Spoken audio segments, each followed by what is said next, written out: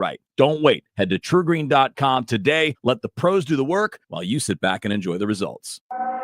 This is the Verizon Extra Innings Show. Verizon, the most reliable 5G in St. Louis. The pitch. Arenado with a half swing, a tap out in front of the plate. Fair ball. He's tagged out by Murphy. And this ball game has come to an end. Arenado with a nick of the bat on strike 3 in the first inning. Couldn't get the bat out of the way here. And he taps out 2 unassisted. And the Braves, they let out a sigh of relief, hanging on to win 7-6.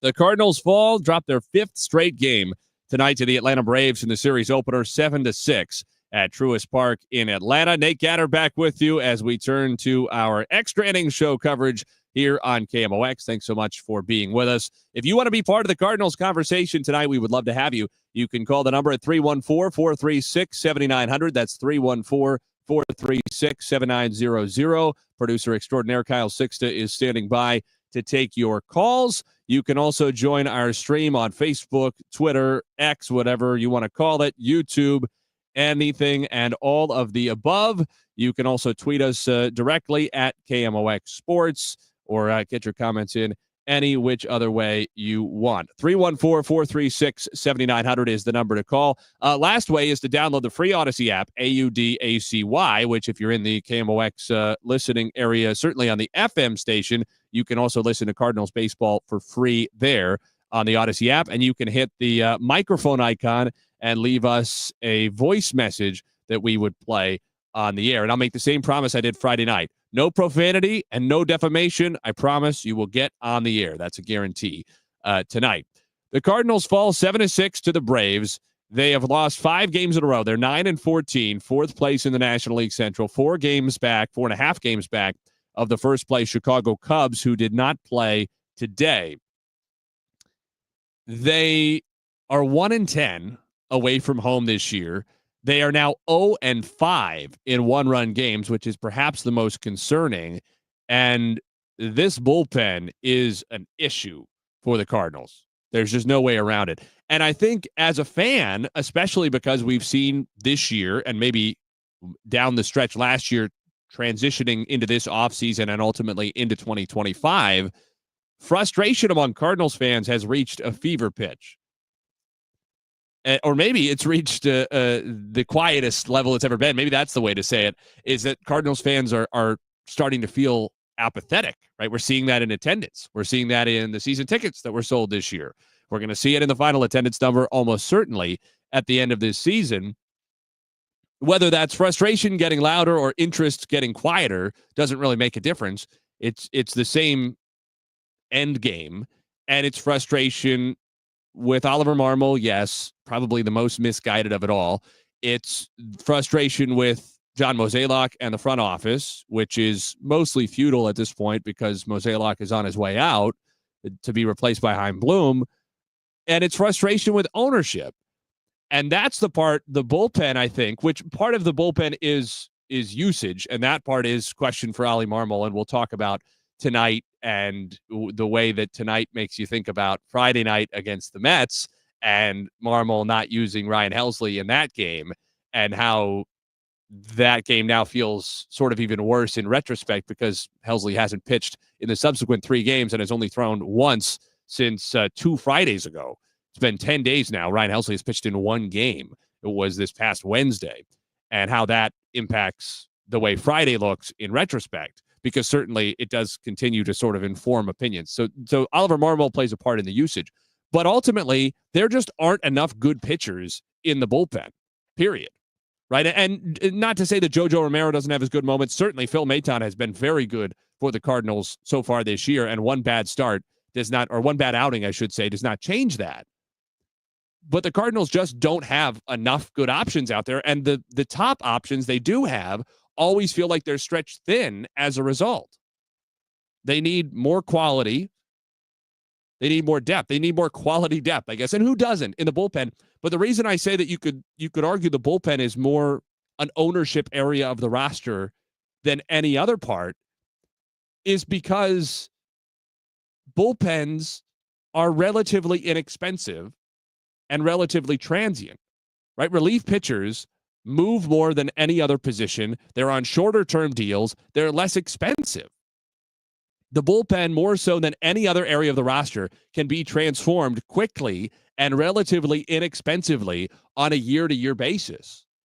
It can be done during the year, too, which is something to keep in mind. I mean, think about back to the 2011 team and the complete transformation John Mozeliak made of that bullpen during the season. So it can be done, but it's easier to do it in the offseason. I mean, think about where this bullpen would be if they hadn't signed Phil Maton. Nobody else in the major leagues wanted that guy. And he has saved the Cardinals bullpen. He's been their only, along with maybe Kyle Leahy, really consistent premium option outside of Ryan Helsley in that pen. I mean, that's really all there is to it. And he was signed almost as an afterthought. I don't know that the Cardinals looked at him that way. I think they thought he'd be a good option for them, but a lot of people didn't want him. The number to be involved in the conversation is 314-436-7900. Irvin, you are on KMOX. Yeah, the problem I have with the bullpen is, man, JoJo Romero, man, they've been turning him up. He's not effective when he get in the bullpen. His pitching is off, and it seems like all the other teams they hit the fastball and they knock the ball out the park, or they score a few runs in the end. They bullpen is terrible with JoJo Romero. You put somebody else in there, man. I mean, that's part of the issue, right? They only have so many guys out there who you feel good about, right? I think certainly nobody is feeling great about Ryan Fernandez the way he's throwing right now, and nobody feels that great about Svensson because he's just a young arm. It's nothing against him, but he's just not somebody you want to rely on late in a close game. You feel good about Ryan Helsley. I think now people feel good about Maton, and they feel good about Leahy. And after that, if you were forced to rank them, JoJo Romero is probably number 4 in the sort of the bullpen power rankings right now, if you will. But there is just not enough quality in that bullpen. And it's a shame because that's the area, as compared to if you said, they just don't have a good enough shortstop. It's like, well, there are only so many places to go get a shortstop, right? Even in the offseason, there are only so many guys out there, and they're going to cost hundreds of millions of dollars guaranteed for the premium ones. You don't need premium guys necessarily. We're not talking about needing a great closer. You're talking about 2 other above average 6th, 7th inning type relievers. Those guys are out there and they're not that expensive, right? It's a few $1 million in the offseason could have transformed this bullpen. And that just doesn't seem like an unreasonable number, considering the way Cardinals fans have supported this team in recent years. Now, are Cardinals fans likely to support the team this year in those same numbers on television, on radio, or most importantly in the ballpark? No. But that's a reaction, right? That's a response. That was provoked. That's not just an unprovoked representation of the fan base and what it's willing to do. That's a response to something. That's not the same thing, right? At a certain point, it becomes self-defense. It's a reaction to having been hit in the first place, and to making a statement about what is and isn't going to be acceptable for the St. Louis Cardinals baseball club.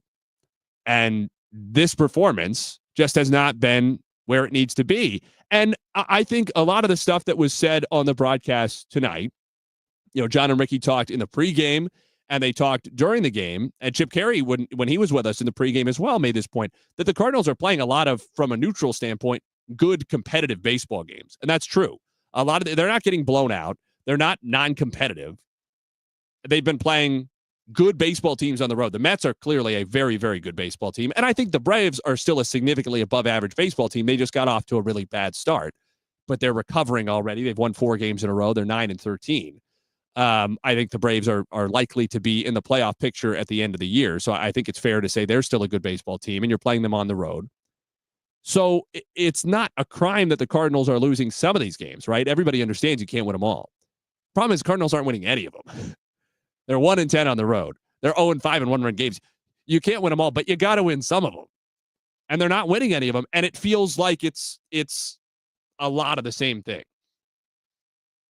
It's a lot of not having enough options in the bullpen that they can trust. That's it. And that just, of all the problems to have on a roster, that's the hardest one for me to swallow. We have a few comments coming in on our Facebook and YouTube streams. Nick Jensen said, Nate, what it boils down to is they just don't have enough talent all the way around. There's only one team with great talent that has a losing record, which they just played. That very well might be true. I mean, I certainly think the Braves are incredibly talented for the record that they have. And I think everybody can look at that, which hopefully, Cardinals fans will keep in mind after tonight, that I do think the Braves are still a great team. But it's a good point. I would say also the Orioles are a very talented team, and they still have a losing record, but that's in the American League, so maybe doesn't count quite the same way. But that's the only other team that really stands out to me as a clearly more talented than not ball club, and sort of a similar story where they got off to a lousy start, and they're likely to get things moving back in the right direction. That 1-10 on the road, I wonder if you can put anything. I don't know the takeaway from that, right? Because baseball is not, I'm not saying crowds don't matter, and the Mets had a great crowd all weekend long, and Truist Park sounded pretty good tonight, but it's not like basketball or football where you're saying they're getting rattled by the crowd necessarily. And I don't think the relievers that the Cardinals are mostly going to, especially your Matons and Romeros of the world, are getting rattled by pitching in in front of a big crowd on the road or something like that. So I don't know if there is a real through line there yet, but it's concerning.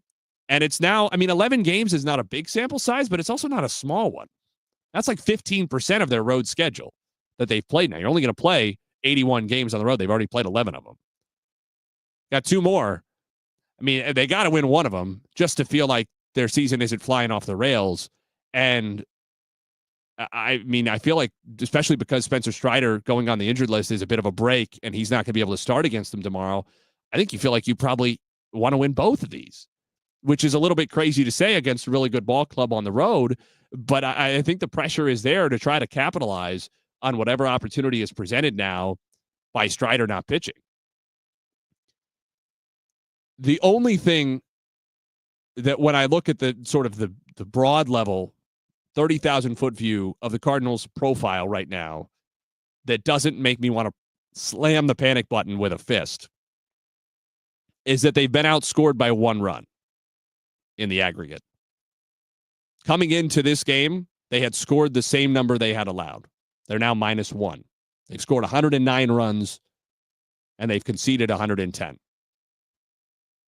They have easily the worst record of any team in their vicinity on run difference. For example, Cleveland has been outscored by 2 runs on aggregate, 13-9. Boston has been outscored by 5, 13-11. Toronto has been outscored by 10. They're 12-11. Philadelphia is +1, 2 runs better than the Cardinals. They're 13-10. Now, the Reds have had even worse luck. The Reds are +29, and they have a losing record, which, 22 of those came when they won 24-2. Was that the final score yesterday? So that's not the end-all, be-all, but the Cardinals are losing a lot of close games, and that's where that shows up. So it's easy to say, well, they're going to start to win some of those. The problem with saying, well, the Cardinals are, losing a lot of close games, that'll work itself out, is the reason the Cardinals are losing a lot of close games is in bigger part than any because their bullpen is not good. And that's likely to remain the case unless they make changes to the bullpen. So if the answer is the Cardinals are going to be able to score plenty of runs, they're going to be in a lot of close games, they're going to have a lot of late leads, but they're going to only win 30% of their games that are decided within 2 runs or decided within 3 runs, they're going to have a losing record. Like, Major League Baseball teams are good. There are very few teams in all of Major League Baseball that are actually bad. There are a lot of teams we say are bad, like the White Sox last year were actually bad. The Rockies this year are actually bad, as are the White Sox again. But most of the other teams, even that finished toward the bottom of the division, certainly the 4th place team in a division, is still very good. They have a bunch of excellent baseball players on their team, and they're professionals, right? Other guy lives in a big house too. Those guys are going to execute things in close games. A lot of Major League games are going to be close, and they're going to come down to marginal plays in the last 2 or 3 innings of games. They're going to come down to situational baseball. They're going to come down to guys you can bring out of the bullpen who can make a difference. And the Cardinals don't have enough of those guys, and they're not making enough of those plays, and they're coming up on the short end, yes, narrowly, and narrowly enough that you have to feel like they can turn a corner. It's still early enough they can turn a corner. If they were playing in a division with the Mets or with the Dodgers and the Padres or with maybe the New York Yankees, you're getting worried. I don't think the Cubs or the Brewers inspire that level of fear, right? This is a division that is still winnable for a team that starts 9-14. It can be done. And we talked about it in the pregame, not necessarily to draw parallels between teams, but the other two teams that started 1-9 or worse in Cardinals history in their first 10 road games were the 1960 Cardinals, who ultimately had an 86-68-1 record and finished third in the National League at a time when you had to win the league to go to the World Series. And the 1985 Cardinals, who won 101 games and ultimately the pennant and lost the World Series in 7 games. Those teams, that 1985 team didn't get above 500 for the first time until May 26th. That's still more than a month away. Again, not to say we're watching the 1985 Cardinals 40 years later, and all of a sudden this team is going to go on a crazy run.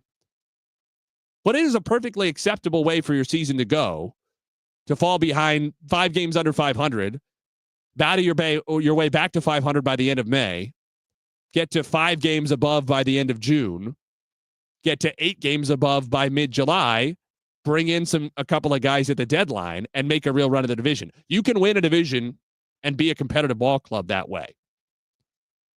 But I think the Cardinals shakeup is going to have to happen sooner. And no disrespect, but I'm not totally convinced either that Riley O'Brien and Ryan Ludus are the answer.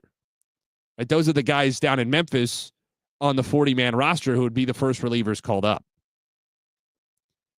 I don't know that they fix the problem. Riley O'Brien, maybe. He does have really good stuff. I think people believe in that, the potential that's there, and he could be part of the solution. And I don't know that the Cardinals are in a situation where they want to be giving up much of anything for bullpen help this early in the season, which makes this a difficult situation. You know, if they were 14-9, but we were still talking about how the bullpen has really struggled and looks like a problem, they'd probably be more apt to go out and proactively try to solve the problem. Now, I think it's a concern. I mean, and imagine how bad the bullpen could get if Ryan Helsley is traded in June or July. Right? We're a long way from that. But if the Cardinals are 5 games under 500, let alone if they keep on this pace and they're double-digit games under 500, Ryan Helsley's not on the team in August and September. The bullpen's just going to get worse. And, you know, maybe that's where the season goes for the Cardinals. Maybe this is the ball club they are, and they sort of limp to 70 or 75 wins, and they sell off some pieces, and maybe they start to fully try to retool and get behind some of the promising young guys who are on this roster. But I'm not enthused about this picture with where the bullpen is right now, and it's just so frustrating because it's hard to see where John Mozeliak goes right now to solve that problem. There aren't a lot of good options. 3 months ago, there were a lot of good options, and they were not that expensive. They just weren't. And never, I don't care who you are. It's not a personal thing. Never, if you're the owner of the St. Louis Cardinals, should a few $1 million stand in the way of anything. Anything. That is just not the respect that this fan base deserves. It's just not. They've given too much to this ball club for too long, including over the last couple of years when they were already not seeing what they should. Right? This quote-unquote reaction, this quote-unquote punishment the fan base is giving to ownership right now by not showing up to the ballpark in their usual numbers is significantly delayed.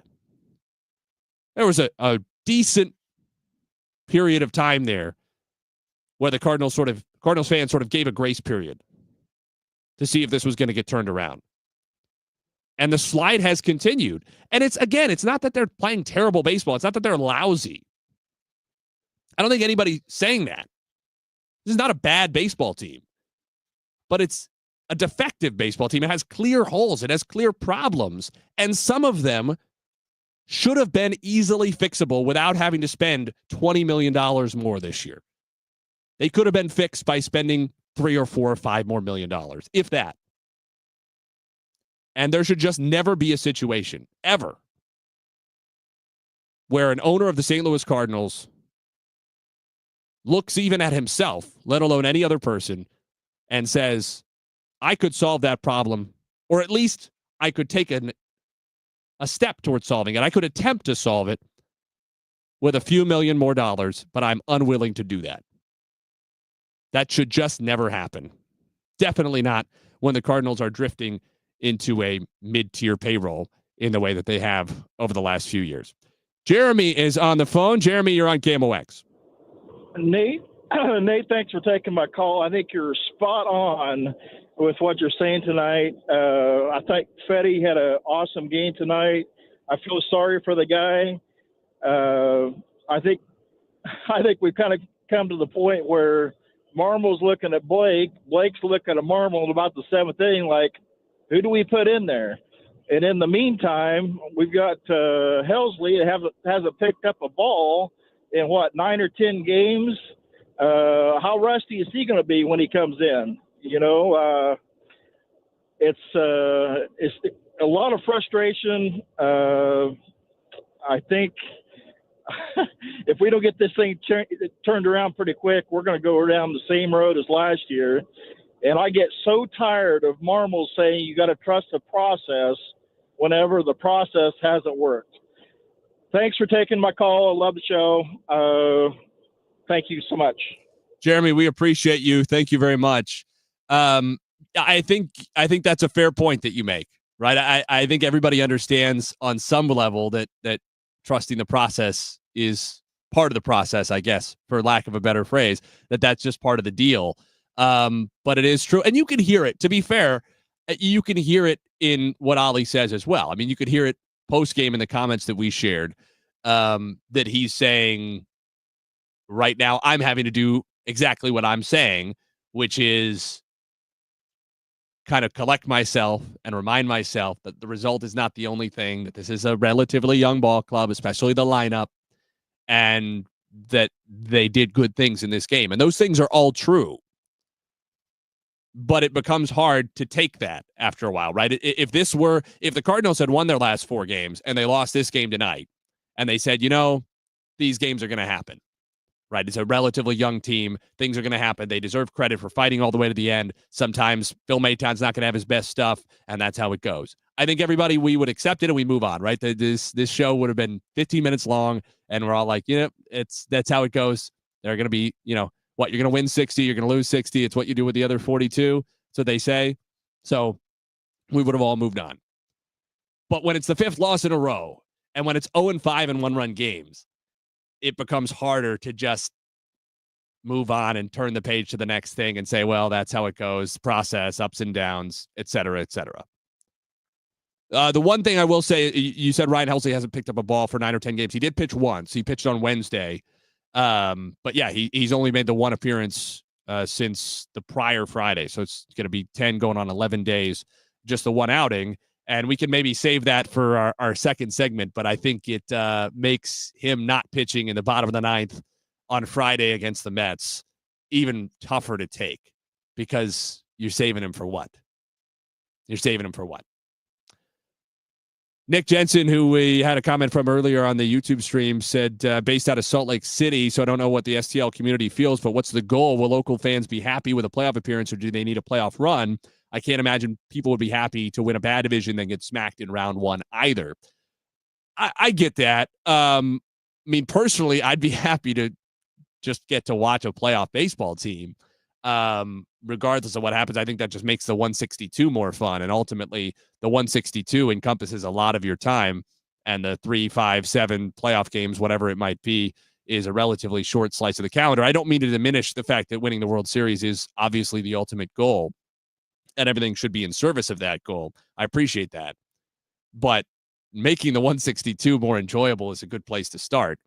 And although the baseball, I don't think, has been terrible over the last 5 games that they've lost in a row, it hasn't been especially fun to watch for Cardinals fans. Certainly it hasn't put a smile on their faces going to bed and waking up the next morning. To me, and maybe this is ironic to then talk about process, but it's more about process than it is about the results. And I don't mean that to say it doesn't matter that they're losing. I mean that to say I'm more frustrated with the defects in the roster that could have been solved, or at least they could have tried to solve relatively inexpensively, than I am with the fact that they're now losing games, if that makes sense. Because losses can happen. The Cardinals could have gone out and spent $50 million more and they could be in the same position. Now, people, I think, vastly overplay that. There is very clearly a correlation between money and winning, and we've seen it this April. The 5 highest paid teams are all well above 500, and they're among the best teams in baseball. That didn't happen by accident. Right? There is a correlation to those things. Just because it's not 100% doesn't mean that correlation doesn't exist and that it's not strong. So my issue isn't even necessarily just spending huge amounts of money. I understand that the Cardinals can't spend what the Mets can spend sustainably. The Cardinals are not going to be able to spend what the Dodgers can spend sustainably. I understand that. The Cardinals can spend more than they are right now, and it would not have cost a lot more in order to try to make an effort to solve the most obvious issues in this team that are hurting them a lot. I think the right couple of free agent relievers could have totally changed the complexion of this team already. I mean, you're seeing it on the field. The Cardinals could easily be 12-11, 13-10 with changing 2 names in that bullpen. Doesn't mean they would be, but it's entirely possible that kind of change, relatively minor changes, relatively inexpensive changes, not the kind of things that are going to draw headlines. In fact, probably they could have signed a couple of those guys and they would have been mocked for it, right? Especially late on in the offseason, like when they finally signed Phil Maton, nobody was like, oh, what a great move. That's going to strengthen the bullpen. It was, look at the Cardinals. They don't want to spend money. They're adding veteran relievers at the last second nobody wants. They could have done that 2 more times, and people would have probably been talking about the Cardinals offseason in a very different way. Well, the bottom line is that the Cardinals have a payroll that's drifted into the mid-tier in Major League Baseball, below the mid-tier for that matter, down to 19th. You know, they're between the Detroit Tigers and the Colorado Rockies. They're $11.5 million ahead of the Kansas City Royals.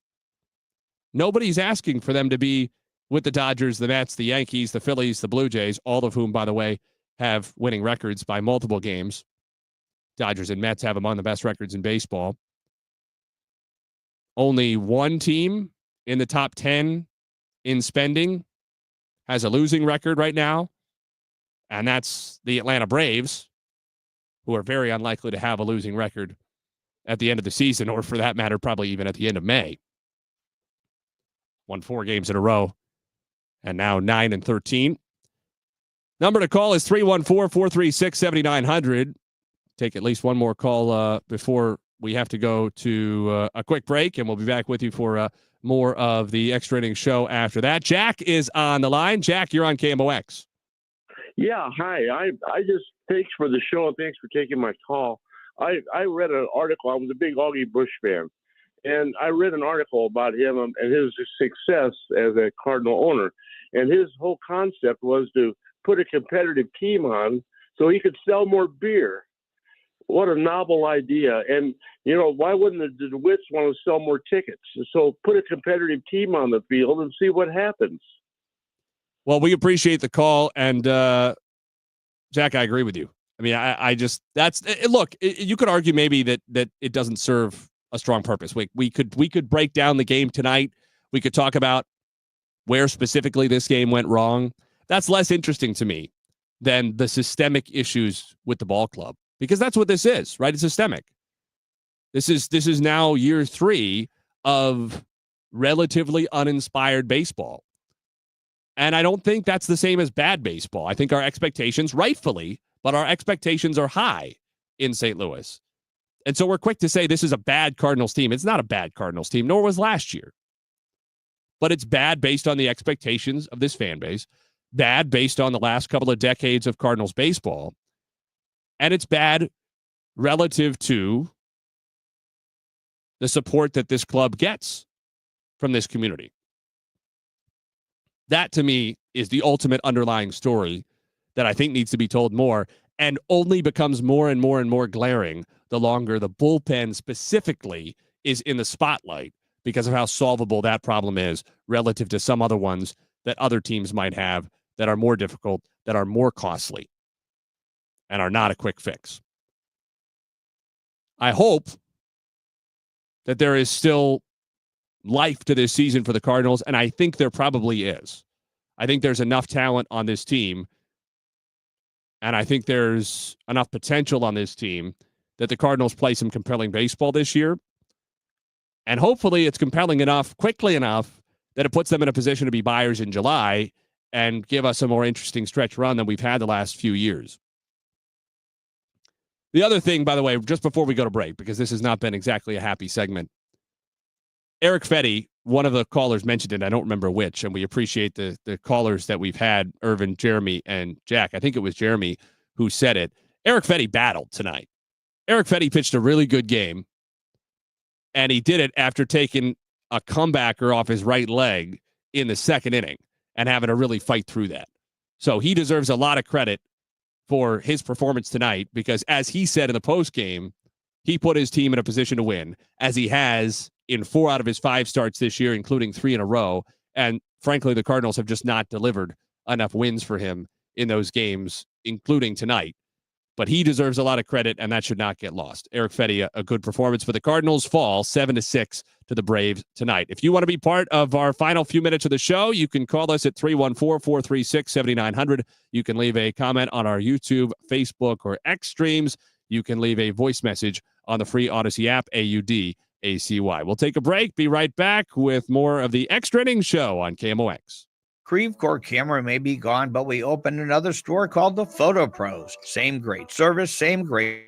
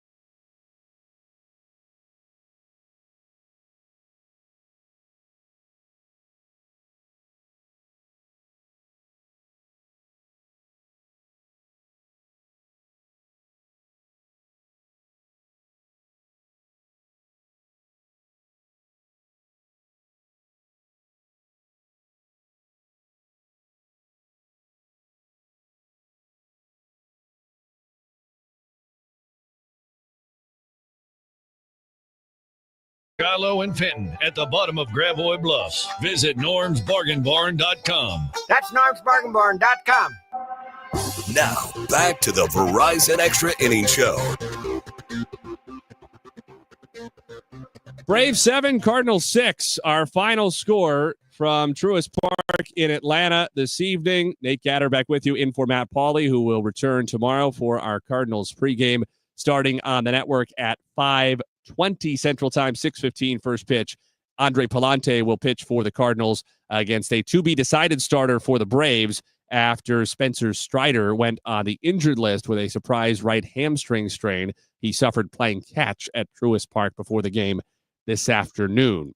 That's What's on Deck, sponsored by Chesterfield Fence and Deck, the sign you have the very best, chesterfieldfence.com. Once again, 5:20 pregame tomorrow night, 6:15 first pitch. Palante for the Cardinals, TBD for the Braves in Game 2 of the series, Game 6 of the road trip. The Cardinals trying to snap a 5-game skid. Now 9-14 on the year, 4.5 back in the National League Central behind the first place Chicago Cubs. What's on Deck, sponsored by Chesterfield Fence and Deck. The sign you have the very best, chesterfieldfence.com. Kyle Sixta is running things in our St. Louis studio. The number to call to get involved in the conversation here in our final segment of the night is 314-436-7900. That's 314-436-7900. We appreciate the comments on our YouTube, Facebook, and X streams. And you can also leave us a free voice message. Oh, well, it's, of course, everything's free on the free Odyssey app, AUDACY. Time for a segment that I am calling Kyle's Corner, where we're going to head over. That's Kyle's Corner with a K, by the way, for those of you scoring at home.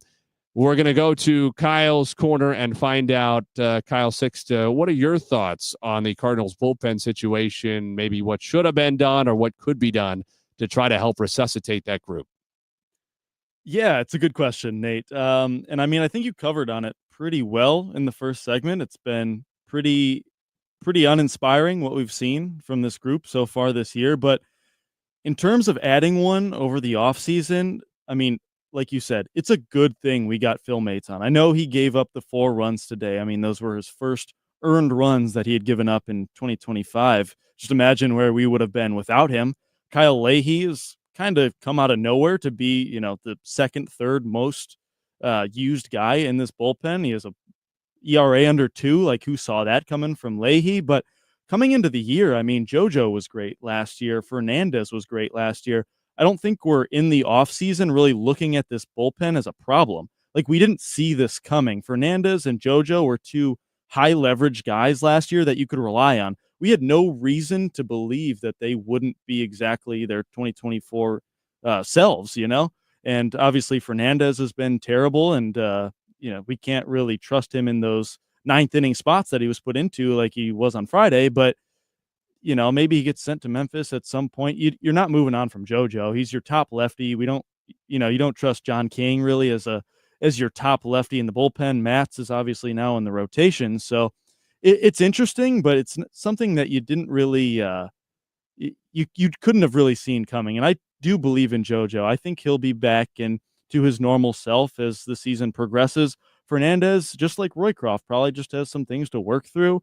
Yeah, we could have added another guy and that would have helped, but I don't think that's changing this team from being, an under 500 team to a winning club magically just by adding, a veteran reliever or two. It is what it is. Yeah, it'll be interesting to see if the Cardinals can put themselves in a position to justify buying in July, because I think that's when, the price for some of those veteran relievers can be so low.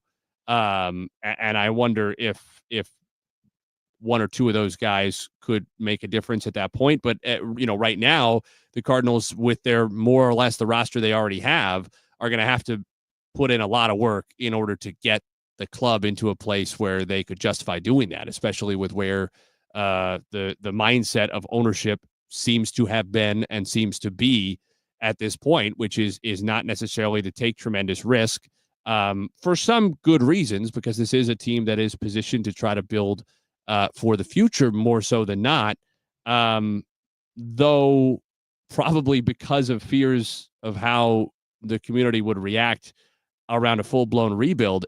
It's not a rebuilding roster, and I don't know that it's positioned even to become one, by next year, right? This is sort of an in-between roster. Yes, the lineup is young, but the roster top to bottom is not as young as we make it out to be. The rotation is not young. Now, there is youth there. Matthew Liberatore is off to a really promising start to the season. Obviously, you feel good about Michael McGreevy if and when he gets his opportunities at the major league level. So there is some youth, but there are also proven guys in that rotation, and for that matter, a couple of them in the bullpen. And so I don't know.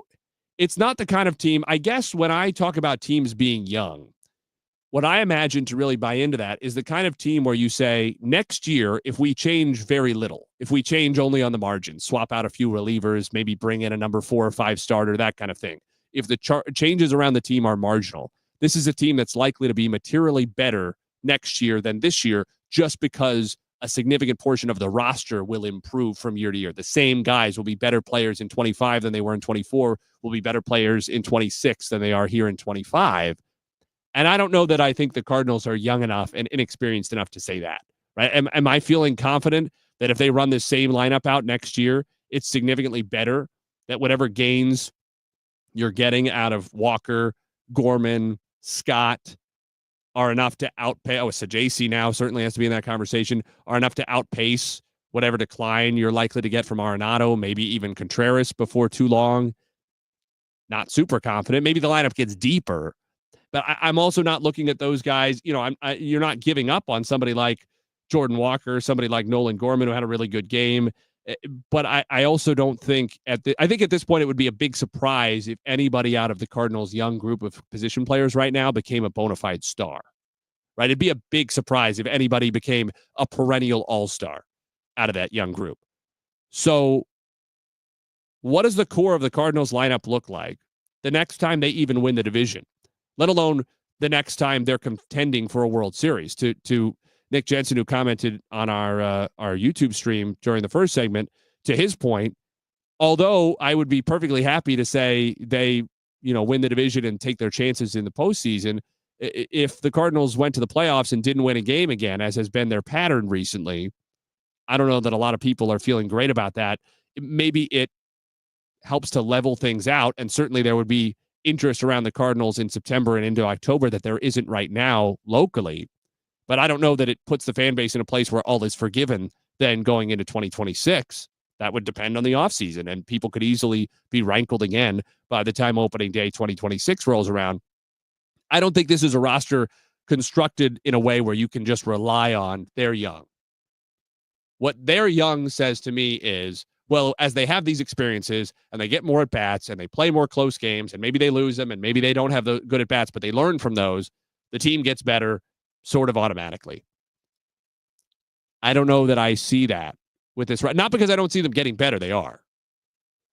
I just don't know that I see the ceiling for those guys being high enough and the reliance on that group being high enough relative to the veteran guys on the team that youth is really the appropriate label to emphasize right now as compared to just kind of mediocre, kind of middling. There are some things to like about this team. Brendan Donovan is playing great baseball. Nolan Arenado does look overall rejuvenated this year compared to last year. I think you're getting a much better Nolan Arenado right now, and you're likely to get that overall this season. Maybe still not a 30 home run type of guy anymore, but I think a productive player on both sides of the ball. Wilson Contreras is now has recovered from his really poor start, and I think is likely to be a very solid piece for the Cardinals the rest of the way. Had that home run out to left in the ninth inning tonight that just kept going and going and going. There are a lot of good pieces in this lineup. There are good pieces in the rotation. I think Andre Palante and Matthew Liberatore have given you everything you could have wanted so far this year. Eric Fetty has done the same. Sonny Gray has looked good. It's really only Miles Michaelis in the rotation who has underachieved to this point. And then it's the bullpen. And that's why I feel you're right that it's not always easy to project guys who are going to struggle in the way that Fernandez and Romero have. But undoubtedly, good performances consistently from those two guys would have this team in a very different place. In general, a bullpen that it was more successful would have transformed the Cardinals' record already because the other pieces are there. They have hit the ball pretty well, though not nearly as well since their first couple of weeks of the season, but they have hit the ball pretty well. And they have pitched the ball pretty well in the starting rotation. There's just my criticisms, I think I have noted. They have to do with the investment in the team. They have to do with what feels like just sort of inertia pulling the Cardinals into mediocrity. And it doesn't feel like there's enough resistance. It doesn't feel like the response is angry enough. Not so much from the players. I think they're super invested. I certainly think Oliver Marmol is very angry. And, to a certain extent, what else is he supposed to say in the postgame, right? He's not a fan. He doesn't get the luxury of just screaming profanity or raking players over the coals and blaming, especially young players, for these. Like, that doesn't make any sense. He has to be the adult in the room. He has to be a leader, right? So he doesn't always have the luxury of saying exactly what he thinks or what he feels. I think the emotion is there in that clubhouse. I'm not always convinced that the emotion is there, that the anger is there, that the urgency is there in the response that we've seen to this slide into mediocrity from the front office and from ownership. But I also don't see a 9-14 team. I think this is bad. I mean, that's 391, their winning percentage at this point in the season. Over 162 games, that's 63 wins, 99 losses. There's no way this is a 63-win team. Absolutely. I would put every single dollar I have on the Cardinals winning at least 70 games this year, which is not any bold statement, right? It's just they are clearly better than 9-14. And I still expect this is going to be a team that wins somewhere in the neighborhood of 80-ish games, maybe 85. That's not going to be enough to get them in the playoffs. I think they needed a better start. They needed the marginal stuff to go well, and the bullpen has been too big an issue for them. If the bullpen had pitched great to this point, they could have 13, 14, 15 wins, and they could be in a position to push to 10 games above 500 in July, bring in a piece or two, and make a run of the division. And then if you win the division with, 88, 90 wins, whatever, 92 wins, whatever it would take, and you've added on and you're a better team in August and September going into October, who knows, right? Maybe they can make a push. Maybe they can catch fire at the right time. Maybe they can make a run. Enough has gone wrong for them now that I worry that even though they're not this team, even though they're not a 391 team, that even if they play like the 500-ish team I think they are, even if they play like the 550-ish team that is probably more or less their ceiling, they're not likely to get into a position by the deadline where it makes sense to push. And that's why we were talking about this on Friday night after the Mets game. I think everybody who covers the sport professionally, with good reason, and we saw this at times last year and in prior years where people were pressing the panic button really early and the Cardinals would play some better baseball at times during the season. It's a long season. And that's easy to say. It's hard to actually keep in mind. But 23 games is not nothing. And 23 games is a lot more because it's really not how many is 23 games relative to 162. It's how many games is 23 relative to the 100 or 105 or whatever they're going to play before the deadline. This season for the Cardinals is only until like July 15th, July 20th, when they're going to have to make decisions on what's going to happen at the deadline. When they're going to have to make decisions on what their mindset is going into the end of the season. That's all the time that they get. And when you consider the 23 games relative to that deadline, the literal one and the figurative one maybe a couple weeks before, they've played a big chunk of the season already. 20%, 25%.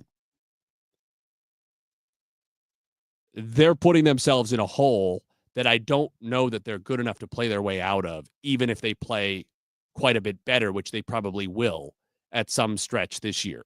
They'll probably have a month when they win 18, 19, 20 games. But that's just not enough if you put yourself in a 5-game hole on April 21st. 5 games below 500 and 4.5 out of the division. And I worry that that's just bad timing for them. They might have been able to withstand a month like this in June or July if they had already built themselves a better cushion and the mindset was a little bit different. We'll see exactly how it turns out for the Cardinals as the season plays out. But I think that's the biggest concern is how much of this is just a sort of inertia-driven slide into mediocrity rather than a conscious choice that indicates some direction. Now, you do wonder with Chaim Bloom taking over if that's going to change very quickly, that the direction becomes quite clear.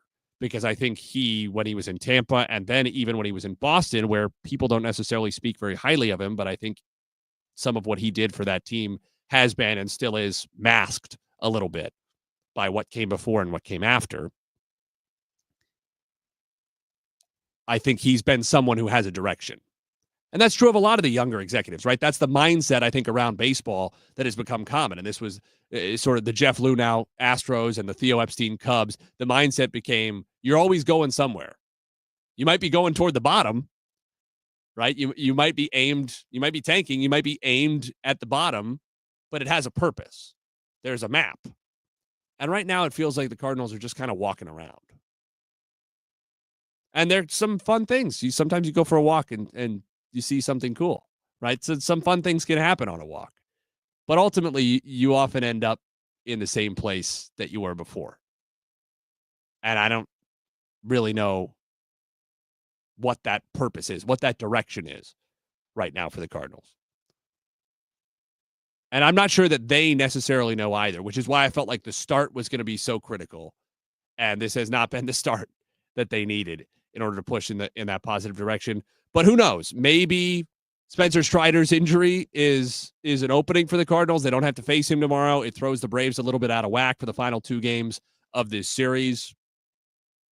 If the Cardinals win the next 2 games, have the day off, come home, maybe you're talking about a different ball club, different mindset by a week from now. It is early. But I think my larger point was that I think that a lot of the people in this profession are afraid to be seen as pressing the panic button too early because they think it's what fans do. They think it makes them seem like they don't really know the sport and like they're rookies, if you will, that they're reactionary. I think at times that makes them almost anti-reactionary. That means people who are closest to the sport, people who are on these airwaves, are saying, not these meaning KMOX, but who are on airwaves generally in media, are anti-reactionaries. They're too patient. They don't react to what they're seeing. And what I'm seeing right now is mostly pretty decent baseball that is not good enough to win games consistently, especially against good teams, especially close games against good teams. And that's why you see bad road record, bad close game record, bad game against teams over 500. And if that's who the Cardinals are, I think it's likely to remain that way. I don't think it's likely they just start winning close games magically because they're not losing the close games because they're getting unlucky. They're losing the close games because they're bad at the things that show up in close games. And that's why, despite having been outscored by 1 run in the aggregate over the course of 23 games, they're 5 games under 500. And it's why, to tie it all back to Friday night against the Mets, I would have liked to see Ryan Helsley in the bottom of the 9th of that game. There are some specifics to that game that we talked about at the time that the Mets had the top of their order, why I think you would bend the typical rule and bring Helsley in even on the road in the bottom of the 9th in a tie game. In the bigger picture, because of the sense of urgency I think the Cardinals need to be playing the first half of this season with, it made even more sense because they just can't afford to give away those marginal games, and they don't know how many more opportunities there are going to be for him. They don't know how many chances there are going to be to use him, right? Ollie Marmol, to be fair, did not know that. He didn't know. For all he knew, he might have wanted Helsley on Saturday. He might have wanted him again tonight. He wanted him again tomorrow. Instead, Helsley's just been sitting there. He's just been along for the ride this whole road trip. He's not even played. He's just there. And that's a shame. That's one of their most important players. And he hasn't participated, hasn't been able to support the cause at all. And it would have been nice for the Cardinals to be able to get him in the game that Friday night against the Mets, because in the end, there haven't been other opportunities to use him on this trip and to take advantage of what he can do for the ball club and try to feel like they're giving this team every chance and this bullpen every chance, because right now they need every chance. Well, I said this was going to be a shorter Extra Innings show than Friday. That was not the case. But we appreciate your calls. We appreciate your comments as always. Matt Pauley will be back with you tomorrow. Treat him with kindness as you always do. Tuesday evening, 5:20. Our pregame will begin Central Time at 6:15 Central. The first pitch, Andre Palante for the Cardinals against TBD for the Braves after the Strider injury still to come. We appreciate you for listening. I appreciate Kyle Sixta for hanging in there, running the board here in our St. Louis studios. Nate Gatter in for Matt Pauley saying so long. That's all for the Extra Innings Show. The Cardinals fall tonight to the Atlanta Braves, 7-6. Stay with us on the voice of St. Louis, KMOX. Celebrating their 57th year in business.